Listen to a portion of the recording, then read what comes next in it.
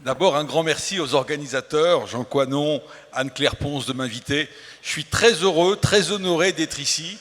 Un petit peu rouge de timidité, mais un petit peu rouge aussi d'importer un Parisien. Quoi. Vous avez vu, ils s'intéressent à la Bretagne, les Parisiens. La Brennstoff, c'est vraiment quelque chose qu'il faut nous importer. Pour vous parler de la mer. J'ai un quart d'heure pour vous parler de la mer. Alors, j'aimerais vous donner quelques éléments. Vous en savez au moins autant que moi, donc je vais la présenter à ma manière à moi, et puis on aura peut-être le temps d'échanger lors du cocktail pour que vous me disiez ce qui est le plus important pour vous. Je suis très touché d'être là parce que s'il y a une région qui incarne la parfaite maritimité, c'est bien la Bretagne. C'est pas pour vous que le breton Éric Tabarly disait il y a quelques décades « La mer pour les Français, c'est ce qu'ils ont dans le dos lorsqu'ils regardent la plage ». Il y a plein de choses qui peuvent expliquer ça. Non, j'aimerais partager avec vous un petit éclat d'optimisme. Ce petit éclat d'optimisme, c'est de dire nous avons au sens large, de 3 à 117 ans, la chance de vivre une époque formidable. Bon, je vous rassure, je regarde quand même de temps en temps la télévision. Oui, une époque formidable. Nous rentrons dans un troisième temps de l'histoire et qui n'est que le troisième depuis 5000 ans.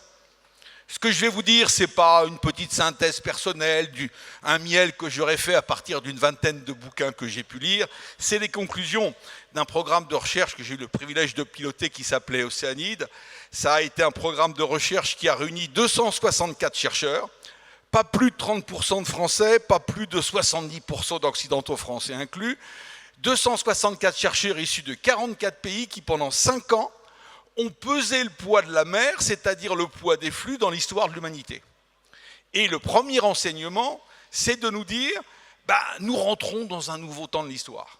Et la bonne nouvelle, et ce qui nous permet de voir l'avenir avec optimisme, c'est le nom de ce troisième temps, le temps de l'océan mondial. Qu'est-ce que ça veut dire? Ça veut dire que, vous savez, c'est le temps de l'histoire universelle. Si vous faites des études d'histoire, partout de par le monde, on divise l'histoire en 4 temps. L'Antiquité, le Moyen-Âge, la moderne, c'est-à-dire 16, 17, 18e siècle, et après la contemporaine. Mais ça, c'est complètement occidentalocentré. Ça ne colle pas pour la Polynésie, ça ne colle pas pour l'Afrique, ça ne colle même pas pour l'Amérique précolombienne. Eh bien, en fait, Océanide propose une nouvelle structuration de l'histoire universelle. Je ne vais pas vous en parler. Il y a 2 temps simplement derrière nous. Le temps des Méditerranées. Parce que contrairement à ce qu'on a appris dans les petites classes, toutes les grandes civilisations ne sont pas nées autour de la Mare Nostrum, la mer Méditerranée occidentale. Vous avez une autre mer Méditerranée qui s'appelle la mer de Chine, où au même moment, des civilisations tout aussi intéressantes se sont développées. Et puis vous avez un Big Bang géographique de 4 ans. 1488, Bartholomé Diaz double cap de Bonne-Espérance, la pointe sud de l'Afrique, 1492 Colomb, et nous rentrons dans le temps du Pacifique. Eh bien aujourd'hui, les chercheurs d'Océanide nous disent, nous rentrons dans un nouveau temps de l'histoire, et ce nouveau temps de l'histoire, c'est celui de l'océan mondial. Alors, il y a 3 autres enseignements d'Océanide, je fais que les énumérer. 3 résultats. C'est de voir en 5000 ans d'histoire qu'en tout temps et en tout lieu, il n'y a pas d'exception. Le fait de se tourner vers la mer crée les conditions du succès. Une ribambelle de développement économique, politique, social et même démocratique. Deuxième élément, ça met totalement à plat la géopolitique. Je ne vais pas vous faire un petit cours de géopolitique, mais Anne-Claire m'a demandé de dire un tout petit mot sur la géopolitique, qui a acquis ses lettres de noblesse en 1904. Le grand tailleur Mackinder vous fait un super discours à Londres. Celui qui tient l'Eurasie tient le monde. Ce qui explique les monnaies stratégiques lors de la première et à plus forte raison seconde guerre mondiale, absolument pour les Allemands aller récupérer le pétrole à bas coût. On a vu que c'était un peu plus compliqué à l'épreuve des faits, et un Américain du nom de John Speakman, en 1949, nous dit « on ne va pas tuer le père d'un coup ». Oui, c'est bien, Mackinder, mais il faut tenir compte, il n'y a pas que le Heartland, c'est-à-dire tenir l'Eurasie, il faut tenir compte du Rhineland, les terres du bord. Et bien, dans les travaux d'Océanide, tenez-vous bien, on a découvert que Rome, la grande puissance de l'Antiquité, a prédominé, certes parce que c'était une puissance maritime, mais accrochez-vous, parce que Rome tenait la maîtrise des flux dans l'océan Indien. Et c'est quand Rome a perdu la maîtrise des flux dans l'océan Indien qu'ils ont dégagé moins de subsides pour se payer des mercenaires et lutter contre les Gauls, les Ostrogoths et autres Visigoths. On s'est dit, tiens, c'est hyper important les flux. Et l'océan Indien, c'est capital. Vous ne pouvez pas comprendre ce qui se passe aujourd'hui. Toute la stratégie du président chinois Xi, c'est maîtriser l'océan Indien. Et l'obsession de tous les autres, c'est d'empêcher qu'un pays, en l'occurrence la Chine, ne maîtrise des flux dans l'océan Indien. Donc vous voyez, tout change. On va arriver à un moment où on va plus se battre pour des terres, mais pour des îles dont parfois on n'a pas grand-chose à faire parce qu'elles vont ouvrir à la mer. Deuxième résultat. Troisième résultat, et je sais que ça va faire plaisir à un certain nombre d'entre vous, on s'est rendu compte que ceux qui font l'histoire, ce ne sont pas les chefs d'État. Oh, c'est très pratique pour enseigner l'histoire. On va mettre une petite étiquette, la France de Louis XIV, seconde moitié du XVIIe siècle. Ce sont les forces vives, ce sont les chefs d'entreprise qui font l'histoire. Parfois, quand j'essaye d'exciter un certain nombre de personnes en faveur de la mer, certains d'entre vous peut-être me diront « ça a l'air évident ce que vous dites, pourquoi l'État n'y va pas ?» Mais c'est vous les marins. Eux, ils ne le sont pas. Oh, ils iront lorsque vous y serez allés. Donc, ou vous jetez à l'eau, mais ici, vous vous êtes déjà jeté à l'eau, ou vous entraînez les autres régions à se jeter à l'eau, ou on n'ira pas vers la mer. Alors, ça m'amène à vous poser la question, enfin, malheureusement, on n'a pas le temps d'y répondre collectivement, qu'est-ce que c'est que la mer?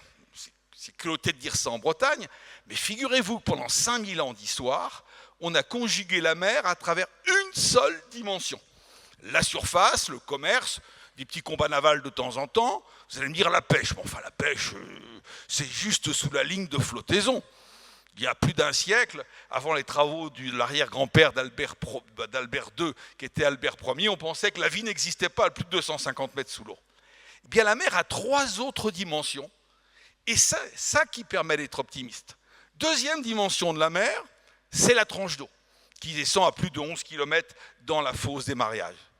Troisième dimension, ce sont les terres immergées. Et vu que l'océan recouvre 72% de la surface du globe, 72% des terres de la planète Terre sont des terres immergées, qu'on connaît avec une bonne définition pour 5% d'entre elles, avec une définition qui correspond à celle que nous avons pour la planète Mars pour 15%. Bref, on ne connaît pas plus de 20%. 80% des 72% des terres de la planète Terre qui sont des terres immergées, on ne les connaît pas. Alors, vous allez vous dire, c'est pas possible ce qu'il raconte, que j'ai acheté un planisphère, on voit bien toutes les montagnes. Non, non, non, on ne les a pas vues. C'est par altimétrie spatiale, c'est-à-dire c'est à partir de la déformation de la croûte de surface. Vous avez une grosse montagne en dessous, point culminant 1,10 m, et là, les satellites qui ne voient pas sous l'eau vont repérer ce 1,10 m, et c'est comme ça, d'ailleurs Cocorico, c'est un Français, Xavier Le Pichon, qui a fait le fameux planisphère. Mais on ne les connaît pas. On connaît mieux la surface de Mars qu'aujourd'hui le fond des mers. Mais il nous manque une dimension. La 4e dimension, et on y va depuis 4-5 ans, on sait aujourd'hui que la biodiversité du sous-sol terrestre marin est différente de la biodive du sous-sol terrestre. Donc, vous voyez, j'aime beaucoup Paul Valéry, c'est un grand écrivain, mais quand il nous disait il y a plusieurs décades, nous sommes dans un monde fini, ben non, l'aventure, elle continue. Dites-vous bien qu'on ne connaît pas les dimensions 2, 3 et 4 de la mer. Et vous avez tout ce qu'il faut. Alors, ça ne veut pas dire qu'il faut forcément exploiter. Donc la mer, vous voyez, c'est 4 dimensions. N'oubliez jamais 2, 3, 4. La mer, c'est 80% de la biodiversité.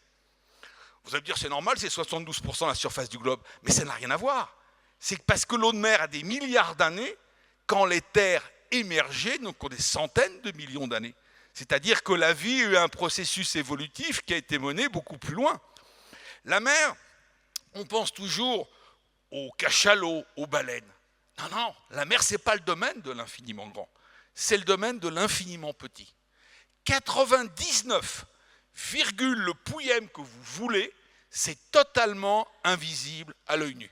Bon, je ne devrais pas le dire, parce que pour certains, quand vous jetez à l'eau, vous provoquez un tsunami intersidéral. On ne sait pas dans une goutte d'eau si vous avez des centaines ou des milliers ou même plus de molécules qu'on ne voit pas. Nous sommes dans un nouveau monde où il faut travailler sur l'infiniment petit. C'est une nouvelle partie qui commence. On est bluffé. Quand on voit la manière, si vous les spécialistes des algues, je rappelle que 92% des algues sont étudiées et travaillées en Bretagne. Vous prenez une rofficée, une algue plate, le plus gros agrandissement possible, vous mettez ça, on a fait l'expérience avec un collègue astrophysicien, on croit que c'est le continu. Et on se rend compte que la structure de l'infiniment grand est la même que l'infiniment petit. Mais si vous prenez un petit point jaune qui se trouve sur cette diapositive et que vous allez encore plus loin, qu'est-ce qu'on voit, la même chose ou autre chose? Donc vous voyez, il y a énormément de choses. Et ce que je voudrais vous dire, c'est vous dire un autre élément, on ne connaît rien sur la mer.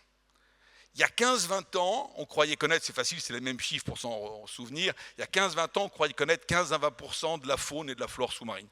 Aujourd'hui, avec le développement de la métagénomique, qui consiste à faire le séquençage de gènes non plus isolés mais croisés, les microbiologistes marins considèrent qu'on connaît à tout casser entre 1 à 3% de la microbiologie.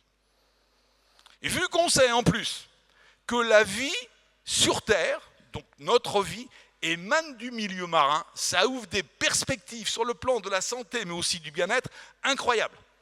C'est-à-dire que ce que nous avons, nous, en commun, humains, plantes et animaux qui vivons sur Terre, c'est la photosynthèse. Nous vivons par photosynthèse, d'où la passion que nous avons pour les bulletins météorologiques, parce qu'on aime bien. Mais on a des organismes vivants qu'on a découverts pour la première fois en 1994, à 1 km, 2 km de profondeur, qui vivent dans le noir complet, avec une pression qu'on calcule par millimètre carré, dans un milieu acide, et parfois à une température de 362 degrés. À 42, nous concernons disjoncte à peu près. Et on sait que c'est une vie non pas par photosynthèse, mais par chimiosynthèse, qui ouvre des perspectives incroyables. Nous vivons une époque formidable, et c'est à peine si on en parle dans les cours de sciences de la nature et de la vie. Donc oui, la mer, on ne la connaît pas. L'aventure continue, il faut regarder l'infiniment petit, et elle ouvre des opportunités. Alors vous allez me dire, et notre pays est la Bretagne? La Bretagne, c'est la pointe, c'est le phare. Bon, on n'est pas dans le Finistère, mais enfin, le Finistère, c'est là où tout commence. C'est peut-être la fin des terres, mais enfin, c'est enfin la piste de décollage. Alors, je vous ai amené une carte. Ah, elle va arriver. Je vous ai amené la vraie carte de France. C'est ça, la vraie carte de France. C'est tous les territoires de la nation française. Et vous remarquerez que la France est un archipel, c'est vous la piste d'envol. Certes, il y a 2 péchés capitaux parce qu'on n'a pas respecté les points cardinaux. C'était le drapeau du Grenelle de la mer, c'était 2009. Donc si on avait mis la métropole, la Bretagne et l'île de Beauté au nord, et que c'était l'année du film Bienvenue chez les Ch'tis, on nous aurait accusé, si vous voulez, de favoritisme. On n'a pas respecté la superficie. Comment voulez-vous faire? La Polynésie française, 318 îles qui s'égrènent de Brest jusqu'à l'Oural. C'est plus grand que l'Europe politique. Mais c'est ça la France.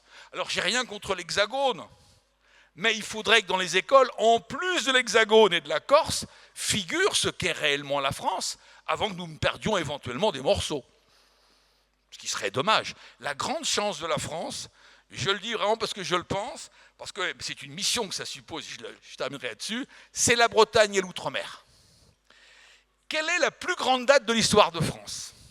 Alors ce qui est bien en histoire, on n'est pas dans les sciences dures, tout le monde a raison. Vous pouvez mettre votre date d'anniversaire, ça passe parce que le groupe ne serait pas ce qu'il est, on a vu à quel point il y a une motivation.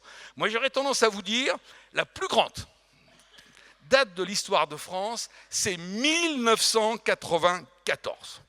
Peut-être que tout le monde n'était pas né là, mais enfin, il y en a beaucoup qui étaient nés. Qu'est-ce qui s'est passé en 1994? Vous allez me dire, on a affaire à un obsédé, mais je vais essayer de justifier ce que je vais dire. C'est l'application d'un nouveau droit de la mer, les accords de Montego Bay. En fait, ils sont de 82, mais ils s'appliquent depuis 94 parce qu'il fallait 60 États signataires pour que l'ONU valide cela. C'est la création de ce qu'on appelle, dans le jargon technocratique, des ZEE, des zones d'exclusivité économique. Tout pays qui est ouvert sur la mer, à condition qu'il n'y ait pas une île en face, donc ça ne marchera pas dans le Pas-de-Calais, vous avez une zone minimale de 200 000 marins. Donc, si vous voulez calculer le domaine maritime qui correspond à un pays, vous partez d'une île et vous faites à partir de ce bout de caillou un périmètre à partir d'un rayon de 200 000 marins, donc 200 fois 1852 mètres, ça vous fait 372 km. Pourquoi c'est la plus grande date de l'histoire de France? Parce que jamais de toute notre histoire, le pays n'était aussi grand. Nous sommes le 2e domaine maritime au monde. Notre métropole de 550 000 km², elle a 11 millions de km². Je vous amène le top 10 que vous avez là. 2e domaine maritime au monde. On talonne les États-Unis d'Amérique. Loin derrière, l'Australie, 2,5 millions. Mais le premier, en fait, par chauvinisme, c'est celui de la France, mais je le justifie. Parce que le 1 et le 3, États-Unis et Australie, c'est par la taille de leur métropole. Nous, à 96%, c'est par l'outre-mer. C'est-à-dire nous sommes ventilés partout, sauf un endroit, l'Arctique. Mais nous avons nos amis danois, qui ont le Groenland. Moi, tout se tient. Hein. Je n'ai pas le temps de parler de géopolitique, mais il y a beaucoup de choses.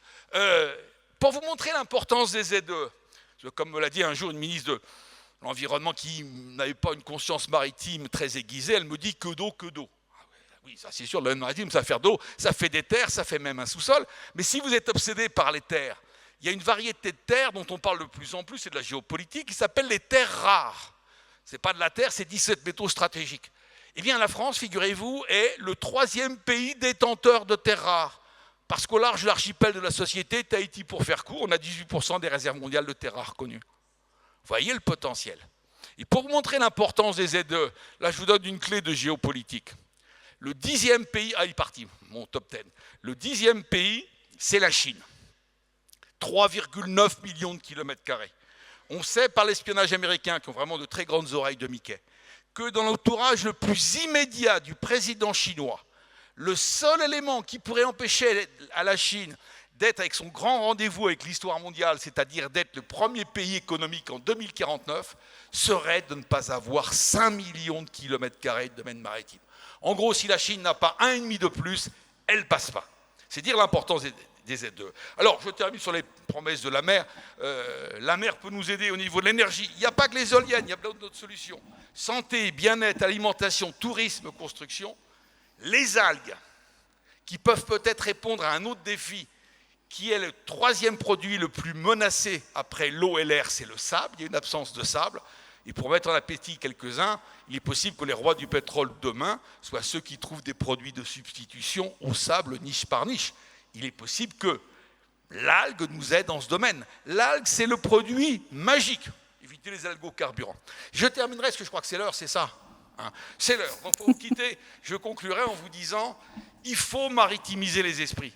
Et qui mieux que vous est en mesure de maritimiser les esprits? Et j'ai vu une convergence naturelle quand j'ai vu Jean nous parler de la volonté de conquérir le métro parisien, d'amener une Brestoche. Mais la Brestoche, c'est l'esprit marin. Nous ne sommes pas dans un pays qui a l'esprit marin. On a peur de se jeter à l'eau. Il y a un parallélisme entre la peur d'aller en mer, la peur de prendre des risques, la crainte du changement, la crainte de l'innovation. C'est pour ça que globalement, la mer n'a pas toujours été au rendez-vous avec notre pays. Eh bien, à vous de nous aider à maritimiser, je dirais, les esprits, avec un tout petit élément, et je termine, c'est promis. Mais je veux simplement dire, il y a un tout petit point sur lequel il faut qu'on fasse attention, nous, Français. Tout passe par conteneur aujourd'hui. Le premier port français n'est pas en France, il est à Anvers, en Belgique. 2 conteneurs sur 3 qui rentrent ou qui sortent de France passent par Anvers, Hambourg et Rotterdam. Il faut renforcer nos ports, tous nos ports en Bretagne et ailleurs. Je dis ça pourquoi? Parce que la faiblesse française, c'est qu'aujourd'hui, la région française la mieux reliée à la mer, c'est malheureusement pas la Bretagne, c'est l'Alsace-Lorraine. Puisque les ports que nous utilisons passent par... Ce qui veut dire que plus une entreprise va se décaler du quart nord-est de la France, plus il y aura un surcoût à l'importation pour produire, un surcoût à l'exportation pour produire. Je conclus, je rassure Cécile, en disant pleine vie, pleine mer, ça vaut le coup de se jeter à l'eau, c'est la vraie vie, et je n'ai pas le temps de développer, c'est même une aventure spirituelle. Donc vous voyez, bravo pour votre emplacement, bravo d'incarner la maritimité et secouer un peu le pays. Merci. Désolée.